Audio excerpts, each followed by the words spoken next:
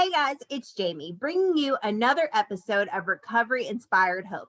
And tonight we are spotlighting straight from Chicago, Carlos Negrete, who I found on social media, who is a complete recovery rock star.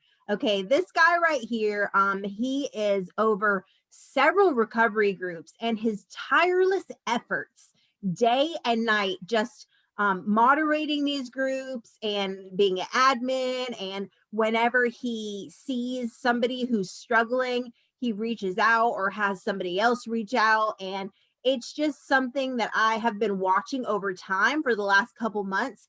And I just really, really wanted to know more about him and about his story and where he found the amazing passion to be such a servant in the recovery realm. Make sure you guys subscribe to Jamie Tull on YouTube. There's a little notification bell, and you just select all so that you will be notified every time we have a great new release. So, everybody, let's say hello to my friend Carlos. Hi, Carlos.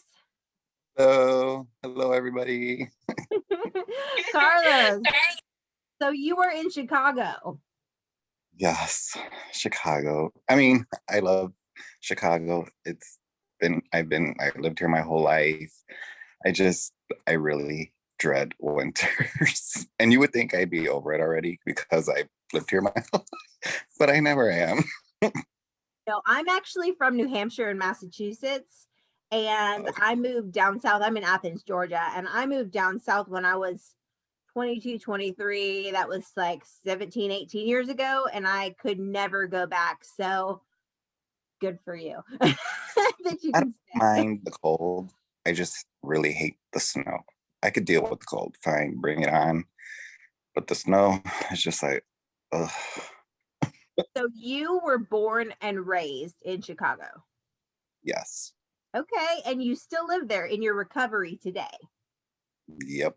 Very interesting. So tell us a little bit about your sobriety, about your journey, what happened that you made a decision to come into recovery. So growing um, up until I was 4, I lived with my mom, but she was in an abusive relationship. And then after that, my dad moved us in with my grandmother and my uncle who lived together. And so my grandmother raised me up until I was 15. And it was me, my 2 sisters, and then eventually my 3 cousins moved in with us as well. So my grandma had her hands full with Wow. a bunch of kids. And when I was probably 11, she kicked my older sister out because she just had a smart mouth, and my sister wasn't trying to deal with living there and under rules. So she kicked out, moved her with my mom. Then when I was 15, my sister ended up getting kicked out because she was 18 and pregnant. And my grandma, she was basically hurt, because she hid it from her. And my 3 cousins that live with us, they were all girls. And basically, my sister was supposed to be like the role model. And she got pregnant at 18 and everything. So my grandma got disappointed, kicked her out. And then at 15, my grandmother told my dad that I had to go live with him because she couldn't do it anymore. I mean, she was already an old lady, and she was like, it's time for you to do it. So 15 years old, I went to go live with my dad. And then my dad is openly gay. And I was living with him for about a year. And then I moved back in with my mom and her boyfriend again. And the abuse started back up. So then I lived with her for 2 years. And then after that, I moved back in with my dad. And my dad was getting high at the time. And I went to the same high school, even going back and forth. I stood in the same high school. basically, it started off with, the drinking. And then from drinking, it went to like weed and then acid. And then from acid, it just went straight to heroin. Wow. So when did it go? Because it sounds like the first part was kind of like your regular high school drugs, your pot, your Yeah. psychedelics, your drinking, Yeah. the what did we drink? Like the big ice houses, the Boone's farms, Mad Dog 2020. Mad Dog 2020. And then all of a sudden it was like, yeah, that's fun. Let's try heroin. Like how did that happen? So, my best friend from high school, she actually, my dad, she had to move out of her house because her mom was drinking as well. She was an alcoholic, and she was like, just drama over there. So she moved in with us. And one day, um, like literally the first day she moved in, and my dad pulled both of us to his room, and he was like, "Oh, so I hear you're moving in with us." She's like, "Yeah." And he's like, "Okay, here's a line of heroin." She did it. And she said she had tried it before. So I don't know what she did outside of high school. But whatever. And then she was living with us. And then one day I was probably 19 years old, maybe 18, 19 or 20. Um, we were doing laundry, and we went to the basement because that's where we had to uh, do our laundry. It was in our apartment. So we were in the basement, and then I asked her, I said, what do you get out of doing heroin? I mean, I see you guys do it all the time. And I'm like, what's so great about it? And she gave me like the tiniest, tiny, it was probably a speck of it. And it was, I'm not trying to glorify it, but it was the best feeling in the world, that first hit. And like I was just laying there and felt so great. I was like, okay, now I see, And then slowly after time, oh, here, let me get a little. And it was a little, little, little. Lines got bigger and bigger and bigger.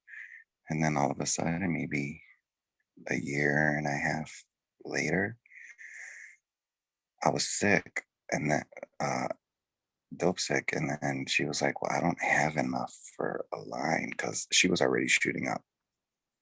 So she was like, I could give you this little. And she literally gave me the tiniest little shot. And that was even better than my first snorting. I was like, wow. And then right after that, it was a little shot here, a little shot here. And the shots got bigger and bigger and bigger. And then pretty soon I was just doing it not to be sick. And that was basically the start of, well, snorting was the start, but deep into it, then once that first shot came, that was it. And so did Yeah. your dad ever go into recovery? No, my father actually died an addict. So after that, I learned where all the drug spots were, and I just started going on my own, getting it, everything. Then I eventually moved out of my dad's house because he was moving from his place, and where he was moving, it was only him and his partner were on the lease. So, and I was already 20, so it was time for me to move out. So I actually moved in with my sister because I was helping her raise my nieces and nephews. And so I moved in with her, still getting high. And then I started stealing from my sister, stealing money, and buying drugs. And then I eventually got kicked out of her house. And my mom wasn't going to let me move in with her. I knew that. And And my partner, Arthur, I've been with him for it'll be 18 years in December. Wow, 18 He's, years. Congratulations. yeah, he's been through all of it. So is he in recovery too or no? Oh, he's never been an addict, So he nothing. is Not, a cucumber. yeah. I mean, he's smoked before, but that's it. Right. But But he's it's not one of us.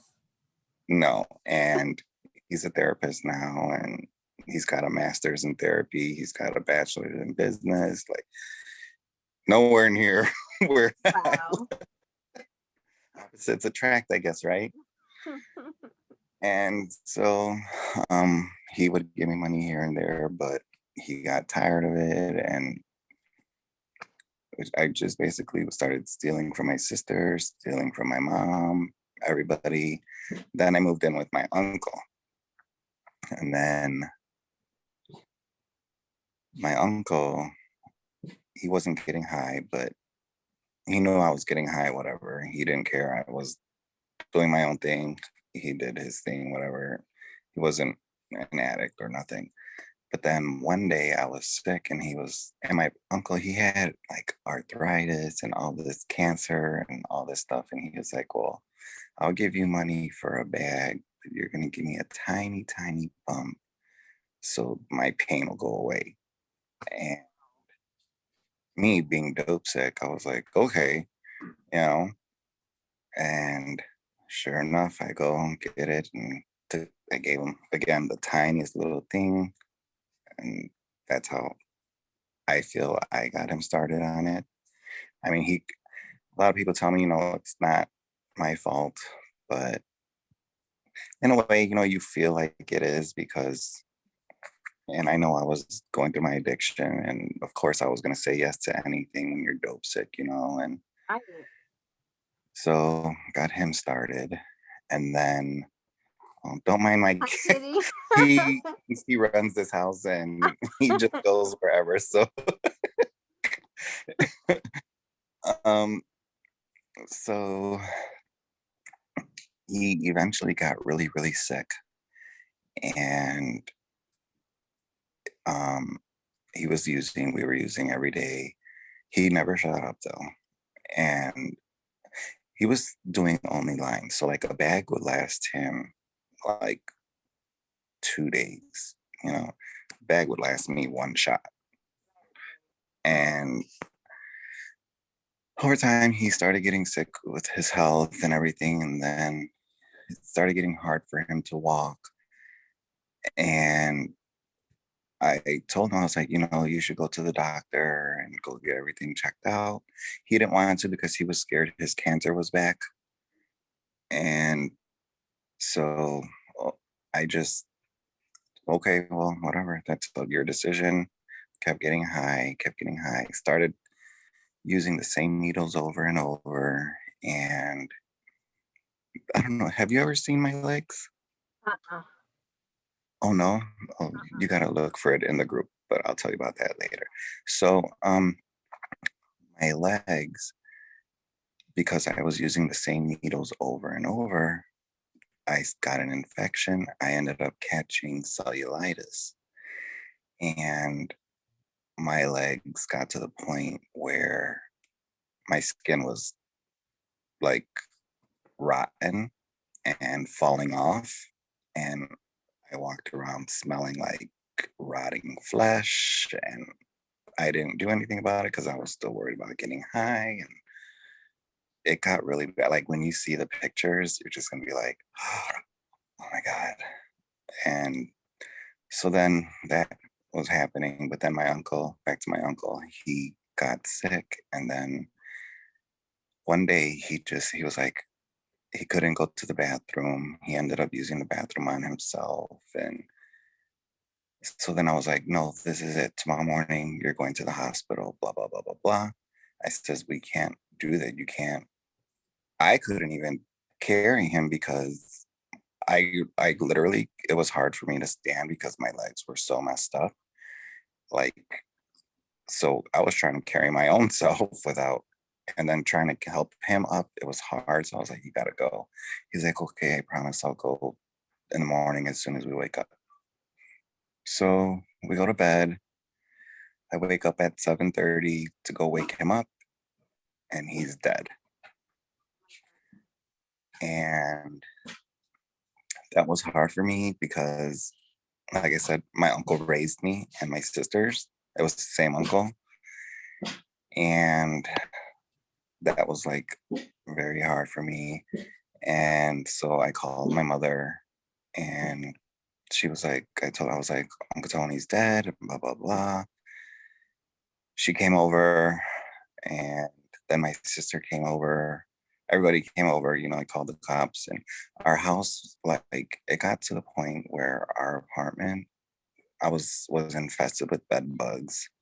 Like I'd be going to bed sleeping, bed bugs would be crawling on me, and I just look and kill it and whatever. That's how bad my addiction. I didn't care, and like you would see them crawling on the sofa, and it was bad. So called the ambulance, and they came to verify his death. And when they carried him away, they lifted the bed sheet so they could just carry him and put him. When they lifted the bed sheet, oh my God, you should have seen the bed. It was infested with bed bugs under the bed sheet. And I was just like, whatever. So they took um they took him. Those couple days I had to throw out whatever was left in the apartment. My sister came, and she grabbed stuff that was worth the value from him, and even sentimental value, different stuff. My family, I was like, just come, take whatever. Everything else, I pawned the flat screen, um, sold the washer and dryer. Like it was, I was just giving everything away because what was I gonna do with it? And then my family was like, well, what are you gonna do? Because I can't take you the way you are. And my partner wasn't gonna take me. And so I was like, well, I guess it's time for me to get clean. So I ended up taking the bus to the hospital. And when I got to the hospital, the nurse looked at me and took my vitals and everything. And she was like, oh, how did you get here? I was like, oh, I took the bus. She was like, wait, what? You took the bus? I was like, yeah, why? And she's like, you should be dead right now. I was like, what? She's like, I'm surprised you made it on the bus or even at all this far. She's like, I'm not trying to scare you or anything. She's like, I'm just talking to you real. You should be dead. You should not be here. And that was just like, what the? I was like, oh my God. So then I ended up staying in the hospital. They did surgery on my legs, took off all the dead skin to see if they can even save them because they were that bad. And she's like, if we can't save them, you're going to be in a wheelchair all your life. And I was like, man, what am I going to do? I'm going to be in a wheelchair. Who's going to take care of me? Nobody. Everybody I know lives on top floor, and my mom, she was ground level, but I was just like, man, praying and praying and praying to God, please, please, please let my legs be okay, blah, blah, blah, blah. And so I stood in the hospital, but obviously I wasn't that worried about my legs because I still was getting high while in the hospital. I literally left the hospital with the IV in my arm to go get high. And I was like, I just didn't care still. Well, I cared, but I was still worried about getting my fix. And so then after that, they told me, they were like, look, you need to go and figure what you're going to do because you can't keep doing this. Because they had me on record as a runner because I get, different hospitals, they share records. And every time I've gone to the hospital, I've always walked out. So they had me in there as a runner on the hospital records. And she's like, I know you do this. She's like, but you need to decide, because if you're not going to do that, there's no point in us wasting our time. So I was like, no, I want to be clean and blah, blah, blah. So then she's like, okay. So they kept me at the hospital for a long time. And it's actually, I don't know, do you watch Chicago Med? I don't think I've ever seen it. Oh, well, the hospital that they film at is Rush University. That's the hospital I was at. Wow. So I went, but then they could only do so much. So then after that, they transferred me to another hospital for wound care.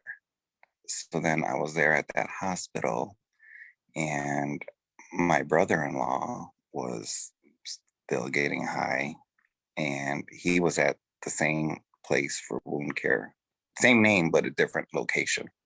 Same company, everything. So then he was still getting high. So I got money. He ended up going to get the drugs. He brought them to where I was at. He ended up staying the night. Well, one morning, the nurse comes in, and it turns out she was his same nurse at the other hospital. So she knew what was up with us. Yeah. And we were like, oh, crap. So he up and left. He just bounced. And I was like, okay, fine. I'm going to do it. And then from then on, stood clean. And then I called Arthur, and I was like, my partner. And I says, I just don't like hospitals. I guess that's why I always left. I don't like them. They're not for me. I don't know what it is. I'm sure there's lots of people that don't like hospitals. So I told him, I was like, I can't stay here anymore. And then he told me, he was like, okay, you can come stay with me, but the second I notice you're getting high, that's it. There's no chances, blah, blah, blah. I said, okay, that's fine with me. So he picked me up. It was a Saturday. That following Monday, we went and signed up for the methadone clinic. Got on methadone. Then I found out I had a tumor in my gallbladder. And so I started lowering, and I was going to have surgery to get it removed. So I started lowering my dosage. Once I got to 30 milligrams, my surgery came up. So then after surgery, I told him, I was like, I can't take no pain meds. I'm an addict, and I'm just going to deal with it on my own. She said, are you sure? I said, yeah. So that day after my surgery, I just stopped the methadone clinic, because I figured I'm going to go through withdrawal from the methadone. Might as well go through, or I'm going to go from the pain from the surgery. Might as well deal with the methadone withdrawal at the same time, get everything over with. And I did. I dealt with the pain from the surgery and withdrawal all that together, and been clean ever since June 9th, 2017. Wow. So you just cold turkey came off of methadone Yep. And you're while recovering from gallbladder surgery. I know, but I mean, I wanted it. That's how bad I wanted it. So Yeah. You just it went. wasn't easy. I don't think I felt the withdrawal from the methadone as much as normal, because I was dealing more with the pain from the surgery. So that It's almost like a part was okay, distraction. I guess. The only thing I was getting was muscle spasms, but they gave me stuff for that, which wasn't addictive. We definitely do not we do not suggest coming off of methadone cold turkey with no doctor's advice. Please don't do that. That is not the message we're portraying here. No. Yeah. Don't listen to what I did. But the point is, you you did it. I truly believe God had his hand on you in that 100% to be able to go through that. And that's amazing. So tell me a little bit about, what your life is like now, in recovery. Do you do any kind of like meetings or support groups or anything like that? I tried doing meetings before, but I just can't. They're not my thing. I'm not knocking meetings. I mean, I know there's a lot of people who rely on them, and more power to you. It just wasn't my thing. I just could never get into it. So I moved away from the area where I was getting um access to everything. I moved away. I don't talk to anybody that I used to get high with. My number changed. The only people I talk to is my family, and the people, the mods and admins are only on my Facebook. That's it. Like, I left Your that place So your completely. pathway, yeah. So you did the geographical change. Number one, I mean, still in this, like, I'm just north side now, and that's just the west side. got you, But got you. I have no way, no reason to go over there. Like, my family doesn't even live over there anymore. They moved like to the south side. I have no reason to go over there no more. So I just, yeah, done. And okay, so now, and you said, so your true pathway to staying sober is the service that you do in your recovery social media family. Yeah. So it started off um, on our page there's a Put the Dope Down page where it's not the group, it's just a page. And I was following that, and I liked the memes that they were coming out with. And then one day the group came up and I was like, oh, cool. So then I joined and I was posting in there, whatever. And then I shared my story. And one of the admins in there, she's gone already. One of the admins in there saw, and she was like, oh my God, I can't believe you made it through, because she saw my legs and everything. She was like, can do you want to join my group? So then I joined her group, which is, I think I just invited you to the AF Uh-huh. recovery, Mhm. which was that one. And um, I was in there, and then another lady who saw my story and my group, Put the Dope Down, she was like, wow. And she invited me to her group, and they friend requested me on Facebook, and we were talking. And then this lady, she was like, oh, she was just building her group. And she was like, do you want to help me build it? And blah, blah, blah. And that's how I became an admin in that group. Then over time, she started letting, because she was the creator, she started letting it get to her head. And she started trying to tell everybody, oh, call me boss lady and blah, blah, blah. I'm not going to call you boss lady, okay? You are not my boss. I'm helping you out for a group, you know. I'm not telling you how to run your group, but no, that's not me. And it became to the point where I didn't like the way she was doing things. She was trying to sell t-shirts, making money, and you don't do that in recovery groups. These people are vulnerable and looking for help, and you're over here trying to take their money. No. So I left that group. Well, the first girl who saw my legs and invited me to AF, she was like, oh, do you want to be a mod? I was like, well, I mean, that's fine, but I'm still kind of new to the whole group thing, and I'm not sure. She showed me, and so then that's how I started on that. Then she was an admin for Put the Dope Down, and then she, over maybe about a year later, after being in Put the Dope Down, she was like, I'm gonna make you a mod. So she made me a moderator in the group. And then over time, I just, some stuff, personal stuff happened between me and her and the whole group thing. And I ended up becoming an admin. And then from there, I became head admin, and now I basically run it for Carlene, who is the creator of Put the Dope Down. Put the Dope Down is the biggest addiction group on Facebook based. Wow. And I joined it because, I know there's people who don't have anybody they can talk to, who need to let stuff out. And I like helping people. I don't mind sitting there talking to you, if you're having a hard time or you're having triggers, I'll sit there and talk with you and try to find out, work with you, try to find out what's triggering you and why, and try to help you work through it so you don't keep getting triggered by that and wanting to use. And that's basically what I've been doing in these groups, is trying to help these people, because these groups are closed groups. They can't post on their own personal because some of their family might not know, or their work or everything.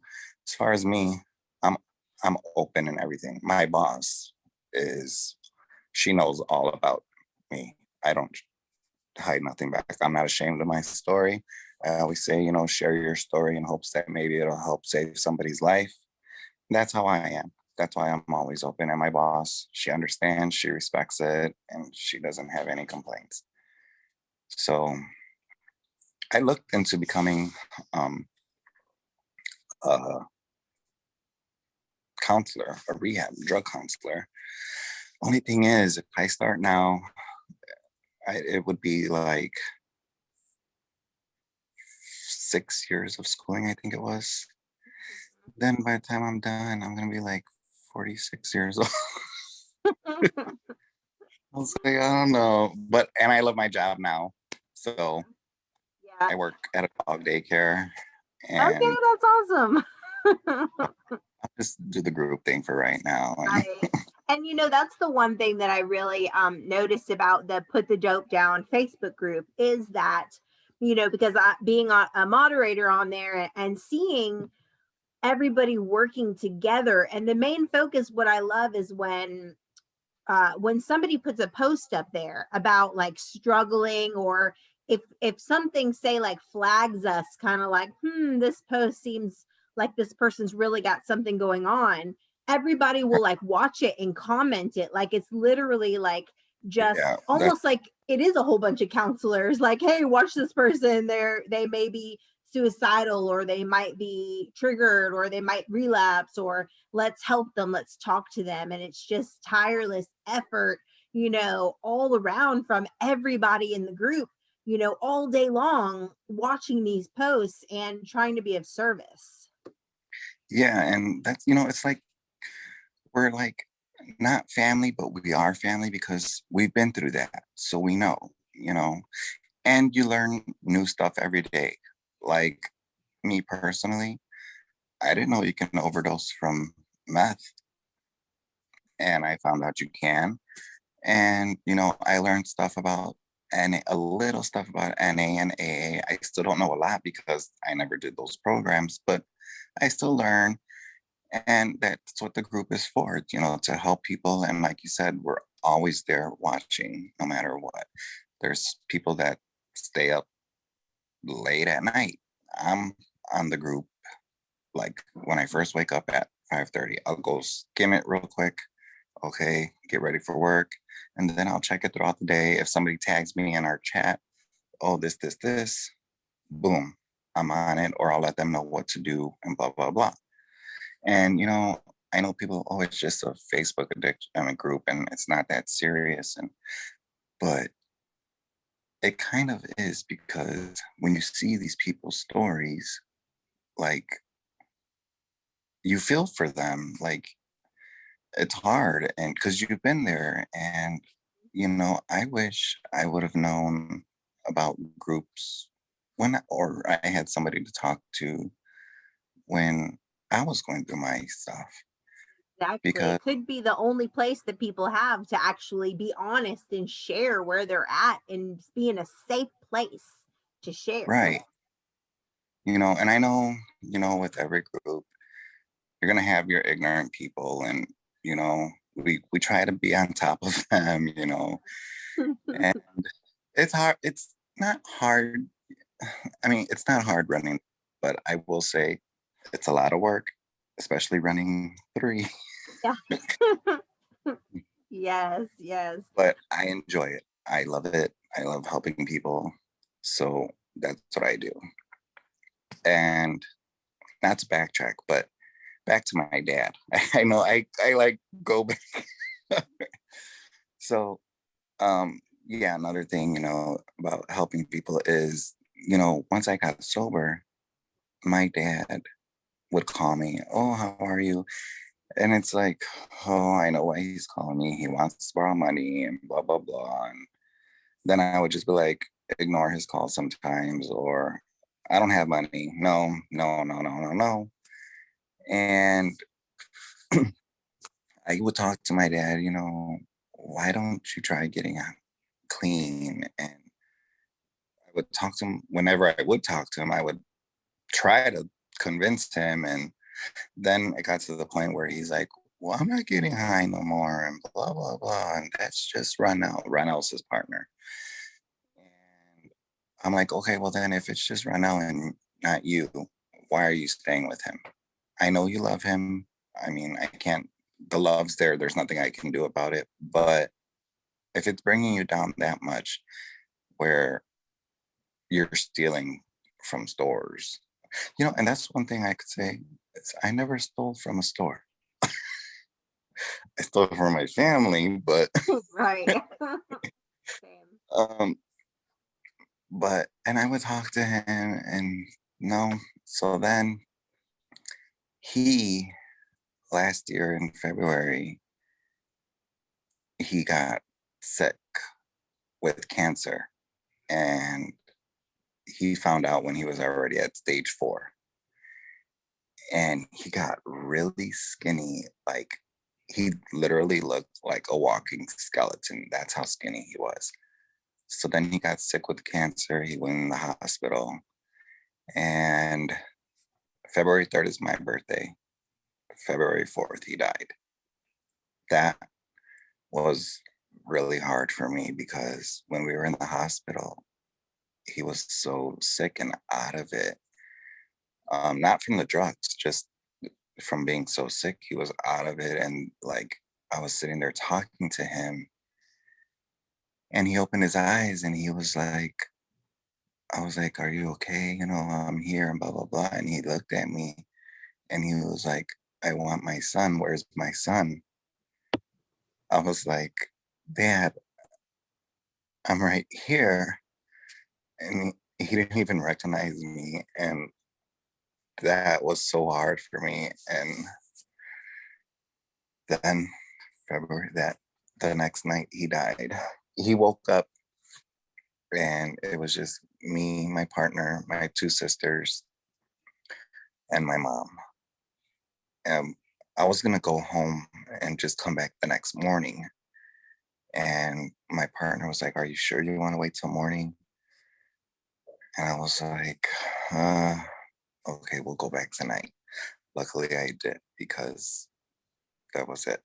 So he woke up and he recognized me, and I was like, "Hi, Dad. You know, if you wanna go,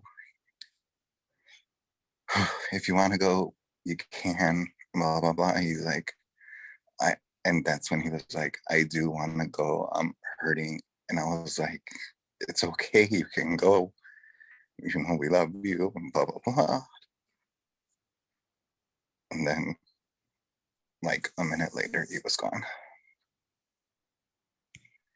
That was hard, and we said our goodbyes. And then I called his partner, told him my dad's gone. Blah blah blah, and he cried on the phone. I have, I don't know if I could say hate him, but I very, really, really, really dislike my dad's partner because once that happened, luckily it was before this whole COVID thing happened. So we were able to have the funeral. And then his partner didn't show up. Nothing. No phone call. Nothing. He took my dad's bank card because my dad was on Social Security, so he gets Social Security every month, his pension check. Took his bank card, and we never heard from him again. Obviously, his Social Security probably stopped because the funeral home notifies them. And then that was it. We had the funeral, the family flew in. And, you know, what's crazy is the year my uncle died, it was my mom's mother-in-law, my grandfather, then my uncle. Last year, it was my partner's aunt, and my dad, then my mom's brother-in-law. Every year I've had a death in my family. This year, my uncle just passed. It's like, I'm like, oh yay, it's 2021. Finally, you know, we're gonna start fresh and blah, blah, blah.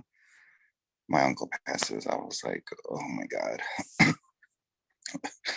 I've been dealt some shitty, oops, excuse my language, But you some stayed crappy sober hands. through it. So, Yeah. And and you my were, boss told me too, she was like, when my dad died, she was like, I'm gonna take you to a meeting. She's like, I know you don't do them, but she goes, I don't want you to relapse or do anything stupid. And I was like, I knew I wasn't gonna relapse. I was hurt a lot, you know, and everything, but what was real, what was gonna go get high gonna do? I would be high for that night. And if I made it through, just be mad because I messed up, you know. So I was like, no, I'm fine. I'll be fine. Plus I had my partner here to talk to me. And but last year was a crappy year. I'm sure it was a crappy year for everybody.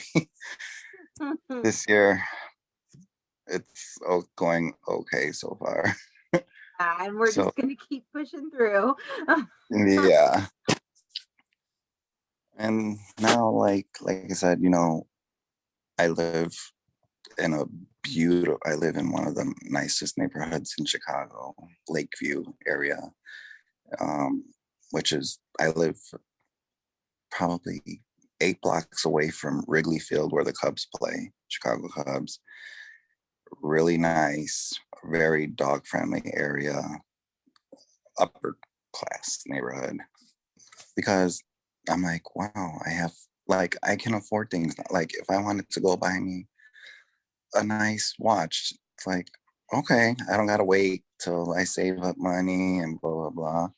Boom, I got it in my bank right now. And it's like, wow, I can actually do these things. And it feels so good.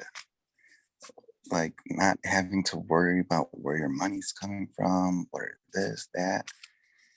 Plus, my partner, he's a therapist. He makes great money. We're looking to buy a condo or a house. Like things are like really looking up. We're actually just talking about finally going on a cruise because we had a cruise scheduled for last year, but of course it got canceled. And that was my first cruise ever. And it got canceled. Happen. It's gonna happen. We are too, because we're I'm getting married in October. So we're trying to figure out like what we're gonna do for like a honeymoon with all this Yeah. stuff going on, So it's crazy. I'm hoping by the end of the summer, for things to go back to a little bit more normal, but thank God for groups like Put the Dope Down, with COVID Yeah. and with That was another thing too. Sorry, I didn't mean to cut you off, but with COVID, you know, everybody started doing meetings and they're trying to find where can I get a meeting? Where can I do this, do this, do this? So we were like, okay, letting people put in Zoom links. There's online meetings and they can go to our group and find them. Still right now, there's still some going on because a lot of people are still worried, which is understandable, you know, and that's another thing these groups help with. You know, you can go And if you're struggling, boom, there's go in the group, find an online meeting. Somebody's bound to know one, somebody. And that's another thing that's great about them. Yes, we just thank you for you and for your tireless service. Carlos Negrete, thank you so much You. for sharing, for your vulnerability, your transparency, and you just have such an amazing story. And now we can see the true passion of where you know just have that for recovery because of all the things that you have overcame and been through. So we thank you so much for sharing that and for your service in all of your Facebook recovery groups and all the people whose heart you've touched with your story. Thank you. I was like, I'm not gonna cry. I'm not gonna cry. I'm not gonna cry. And then look. Did great. I mean, You it did was, I great. know it's been a year, but it's still hard and I'm still getting through it, but it's fine. Like I said, I'm an open book, even if I cry, whatever, laugh, joke, you know, because you have to be open and vulnerable and show your true self. And that's what makes me who I am today. Yes. So, everybody, thank you so much for watching, and we'll see you next time on Recovery Inspired Hope. Make sure you check out Put the Dope Down group on Facebook. Make sure that you subscribe to Jamie Toll on YouTube, and we will see you next time. Bye. Bye.